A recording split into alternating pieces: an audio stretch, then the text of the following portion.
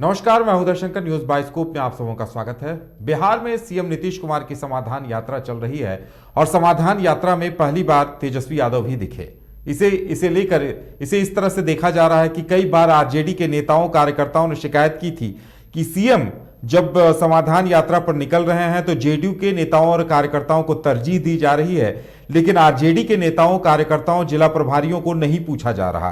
और उस पर से अभी सियासत में चर्चा रामचरितमानस विवाद के बाद इस बात को लेकर भी हो रही थी कि जेडीयू और आरजेडी में दरार आ गई है। तो कहीं न कहीं एक मैसेज देने का काम किया गया है। और ज्यादा जानकारी के लिए इस वक्त हमारे साथ हमारे संवाददाता राजीव कमल पटना स्टूडियो से जुड़े हुए हैं। तो राजीव, जिस बात को लेकर कयास लगाए जा रहे थे कि माले ने भी एक दिन पहले सवाल उठाया था कोऑर्डिनेशन कमेटी बने, तो शायद लगता है कि एक मैसेज देने की कोशिश है कि नीतीश के साथ तेजस्वी भी समाधान यात्रा में निकले। देखिए, समाधान यात्रा में आज आरा में वो पहुंचे थे और आरा में जिस तरीके से तेजस्वी यादव खुद मौजूद रहते हैं और उन्होंने जब तेजस्वी यादव हो सकता है कि दूर हो तो नीतीश कुमार कहते कहाँ गए, बुलाए डिप्टी सीएम को। मतलब इस तरीके का भाव दिखाया गया कि हम बहुत साथ हैं और महागठबंधन एकजुट है।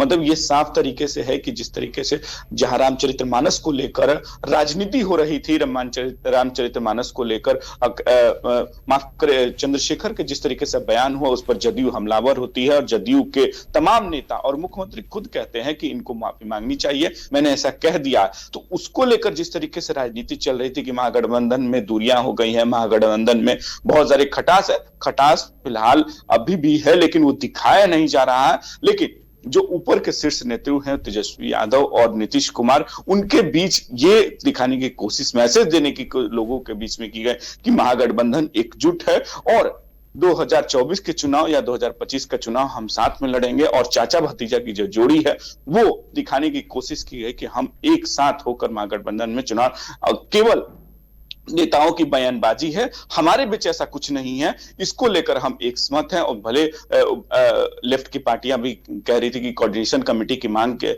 बनाई जाए, कोऑर्डिनेशन कमेटी बनने से जो भी मामले होंगे महागठबंधन के उसको हल किया जाएगा, बैठ के सब नेता हल करेंगे और कोई भी नेता अगर किसी के गठबंधन के खिलाफ बोलता है उस पर कार्रवाई होनी चाहिए। इसको लेकर जिस तरीके से सियासत चल रही है, सुधाकर सिंह को नोटिस दिया जाता है 15 दिनों का, 15 दिनों के नोटिस की उनको जवाब दिया जाए। उसके बाद लगा कि एक दूसरे की जो जदयू और जदयू बनाम राजद हो गया था, राजद बनाम जदयू का जो चल रहा था कि अगर कुछ भी हो, मतलब कि जिस तरीके के नीतीश कुमार के पे हमला बोला सुधाकर सिंह का, उसके बाद चंद्रशेखर का बयान आ जाना, तो कहीं ना कहीं जो सत्ता मतलब कि जो सरकार है वो अलग थलग दिख रही थी। तो उसको दिखाने के लिए आज एक तरीके से एकजुटता दिखाई गई है दोनों नेताओं के द्वारा। बिल्कुल राजीव, और लगातार इस बात को लेकर भी शिकायतें आ रही थी कि आरजेडी के नेता और कार्यकर्ता कहीं न कहीं असंतुष्ट थे कि उन्हें उतनी तरजीह नहीं दी जा रही है। जिस तरह से सीएम निकल रहे हैं तो जेडीयू के जिला प्रभारी और नेता उनके ऊपर हावी दिखाई देते हैं। ये बात पहले से जब से नीतीश कुमार यात्रा पर, समाधान यात्रा पर निकले हैं तो वहां बार बार चर्चाएं चल रही थी, मीडिया में खबर आ रही थी, वहां के भी लोकल कह रहे थे कि जो केवल जदयू के नेता को ही तरजीह दी जा रही है, राजद के नेताओं को तरजीह नहीं दी जा रही है।